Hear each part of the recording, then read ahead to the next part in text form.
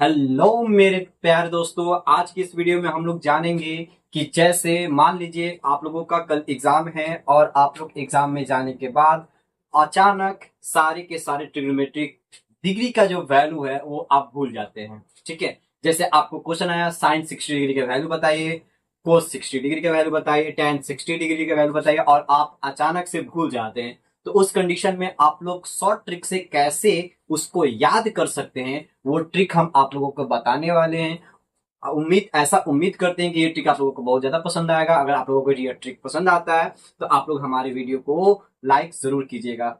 चलिए उस ट्रिक को समझते हैं। सबसे पहले आप लोगों को क्या करना होगा, सबसे पहले एक का वैल्यू निकालना होगा आपको। ठीक है, एक का वैल्यू निकालना, वो भी किस चीज का, तो साइन का। ठीक है, अगर एक का वैल्यू निकल गया तो बाकी सारे के सारे ट्रिग्नोमेट्रिक रेशियो जो हैं उनका वैल्यू आप निकाल सकते हैं। तो उस ट्रिग्नोमेट्रिक रेशियो सबसे पहले एक का वैल्यू निकालने की कोशिश कीजिए आप। अगर एक साइन यानी कि साइन का सिर्फ और सिर्फ अगर आप निकाल लेते हैं तो आपको क्या करना है भैया, सारे के सारे वैल्यू आपको पता चल जाएगा। कैसे पता चलेगा, वो सारी की सारी चीजें हम लोग इस वीडियो में जानेंगे। ठीक है, तो आप लोग इस वीडियो को शुरू से लेकर अंत तक जरूर देखिएगा, कहीं मिस न कीजिएगा। ठीक है, आइए समझते हैं। सबसे पहले आपको क्या करना होगा कि मान लीजिए हम सबसे पहले साइन का वैल्यू निकालना चाह रहे हैं। ठीक है, तो साइन का वैल्यू निकालने के लिए क्या करना पड़ेगा, सबसे पहले साइन लिखना पड़ेगा। ठीक है, उसके बाद जो भी डिग्री का वैल्यू होता है, जैसे साइन 0 डिग्री का वैल्यू होता है, साइन 30 डिग्री होता है, साइन 45 डिग्री होता है, 60 डिग्री होता है और कितना होता है 90 डिग्री होता है। ये सारी के सारे हम एक तरफ से लिख देंगे टेबल के अनुसार। ठीक है, फिर सबसे पहले क्या करना है, जैसे इस प्रकार से टेबल अगर आप बनाते हैं, ठीक, तो टेबल जब बनाते हैं तो इस टेबल में हमको सबसे पहले काउंटिंग लिखना है। क्या लिखना है, काउंटिंग। कैसे काउंटिंग लिखना है, तो काउंटिंग याद रखिएगा, 1 से स्टार्ट मत कीजिएगा, आप 0 से स्टार्ट कीजिएगा। ठीक है, तो सबसे पहले यहाँ पर हो जाएगा 0, सेकेंड क्या हो जाएगा 1, फिर 2, फिर 3 और फिर 4। ठीक, क्या करना है सबसे पहले में हम लोग को क्या करना है, काउंटिंग लिखना है। कहां से जीरो काउंटिंग करना है, 0 से। ठीक है, तो 0, 1, 2, 3 और 4, ये काउंटिंग हो गया।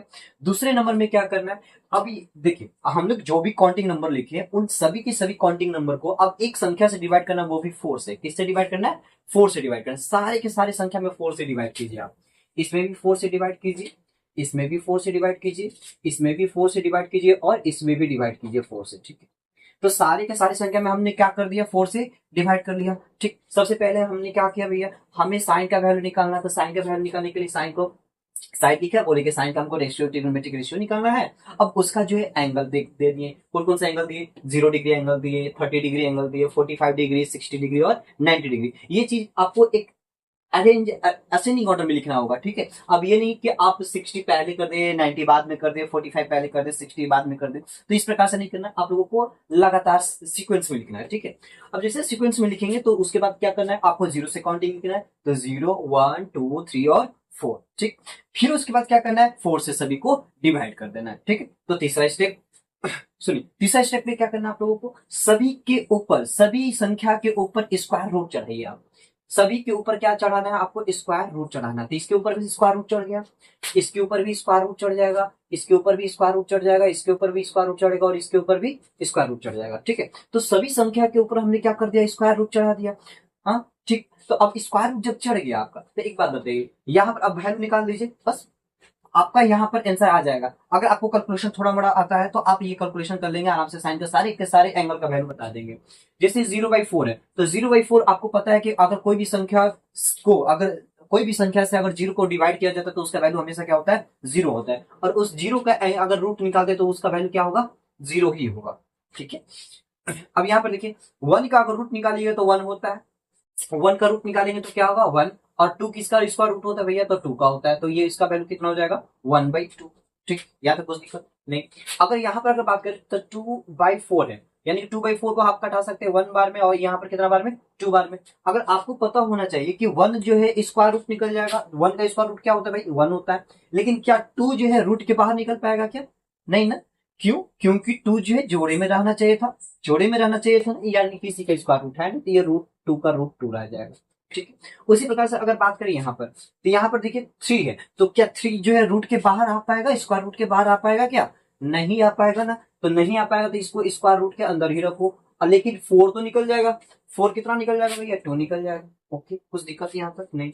यहाँ पर 4 से 4 कटा दोगे, 1 का स्क्वायर रूट क्या होता है, 1 ही होता है। हो गया, देखिए कितना आसानी से, कितनी आसानी से हमने साइन के सारे एंगल का वैल्यू निकाल लिया। क्या क्या चीज का वैल्यू निकाला? सबसे पहले साइन 0 डिग्री। अगर साइन 0 डिग्री का वैल्यू बोलेगा तो कोई क्या बोलेंगे आप? 0 है। साइन अगर 30 डिग्री का वैल्यू बोलेगा तो 1/2।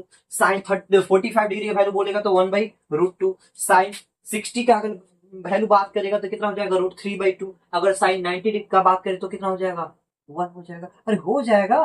तो यहाँ पर सारे एंगल आप साइन का निकाल दिए, साइन का 0 निकाल दिए, साइन का 30 निकाल दिए, 45 निकाल दिए, 60 निकाल दिए और 90 निकाल दिए। ठीक है, तो साइन का निकालना आसान है। अगर साइन का जब निकल गया, साइन का अगर निकल गया तो सारे के सारे एंगल्स को आप निकाल सकते हैं। अगर आप साइन का निकाल लिए तो सारे के सारे एंगल को आप आराम से निकाल सकते हैं। कैसे निकाल सकते हैं आइए समझते हैं। अब साइन का निकल गया था, अब उसके बाद कॉस है। ठीक है, क्या है? कॉस है। तो देखिए साइन और कॉस, साइन और कॉस का उल्टा रिलेशन होता है, एंगल में उल्टा होता है, याद रखिएगा। एंगल में उल्टा बोले, ठीक है, रेशियो में उल्टा मत कर दीजिएगा। रेशियो में इसका उल्टा होता है कॉसेक। रेशियो में उल्टा कौन होता है? कॉसेक होता है। ठीक है, एंगल उल्टा करने के लिए बात कर रहे हैं। ठीक है, कैसे उल्टा करेंगे? देखिए जो वैल्यू साइन में जो वैल्यू 90 डिग्री का होगा वो वैल्यू इसका 0 डिग्री का होगा। कैसे उल्टा करने के लिए बोले?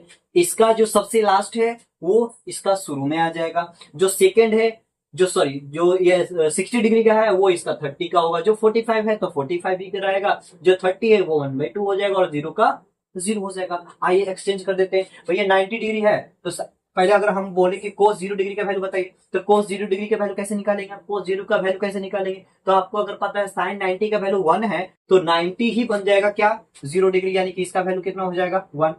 ठीक है, cos अगर 30 डिग्री का बात करें तो cos 30 डिग्री इसका जस्ट अपोजिट होगा किसका? sin 60 डिग्री का। तो sin 60 का कितना है? √3/2। तो cos 30 का कितना हो जाएगा? √3/2।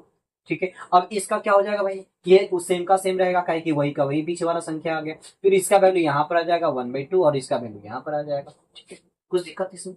ठीक, तो साइन का निकल गया।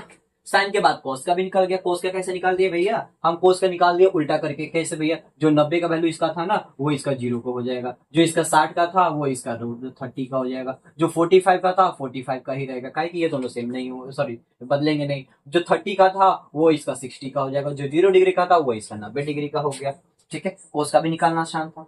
ठीक, साइन का निकाल लिए, कोस का निकाल लिए। ठीक, अब उसके बाद टेन का निकालना चाहेंगे हम। किसका? टेन का। टेन का निकालने के लिए एक आपको फॉर्मूले का यूज करना पड़ेगा। टेन को अगर निकालना है तो आपको एक फॉर्मूले का यूज करना पड़ेगा। आपको पता होगा कि टेन थीटा इक्वल टू क्या होता है? अगर साइन और कॉस के रिलेशन में अगर बात करें तो टेन थीटा बराबर होता है साइन थीटा अपन कॉस थीटा। बोलिए, क्या आपने पढ़ा? आपने ये फॉर्मूला पढ़ा था? आपने ये फॉर्मूला पढ़ा था कि टेन थीटा इक्वल टू होता है साइन थीटा बटे में कॉस थीटा। ठीक, तो हम इसी फॉर्मूले का यूज करके सारे के सारे वैल्यू निकाल देंगे। साइन का भी निकाल देंगे और सॉरी टेन का निकाल देंगे। आइए टेन का कैसे निकालते हैं। मान लीजिए टेन हमको कितना लेना है? टेन का 0 डिग्री। टेन 0 डिग्री लेना है, इसका मतलब साइन और कॉस चाहिए। तो साइन का वैल्यू बताइए कितना है? साइन का वैल्यू 0 है और कॉस का कितना वैल्यू है? 1 है। तो 0/1, 0/1, तो 0/1 वैल्यू कितना होगा? 0 होगा। बोलिए, कुछ दिक्कत इसमें नहीं? ठीक है, उसी प्रकार से टेन का अगर बात करें 30 डिग्री, तो 30 डिग्री का, तो 30 डिग्री का बात करें तो इन दोनों का रेशियो निकालना पड़ेगा। इन दोनों का रेशियो निकालेंगे तो ये 1/2 कैंसिल आउट हो जाएगा, तो इसका वैल्यू कितना हो जाएगा? √3। उसी प्रकार से यहाँ पर अगर बात करें तो इन दोनों का रेशियो निकालना पड़ेगा। इन दोनों का रेशियो निकालो तो 1/√2 कैंसिल आउट हो जाएगा, तो यहाँ पर बचेगा 1। ठीक, अब यहाँ पर आइए √3/2 है, यहाँ पर 1/2 है, तो 2 से 2 कैंसिल हो जाएगा तो बचेगा √3 का बचेगा। ओके, अब यहाँ पर देखिए तो ध्यान दीजिएगा, यहाँ पर है 1 और ऊपर है 1 और नीचे है 0। इसका मतलब साइन में ऊपर 1 रखोगे आप, 1 रखोगे और नीचे क्या रखोगे? 0। तो 1/0 आया ना, तो 0 से किसी भी संख्या में डिवाइड किया जा सकता है क्या?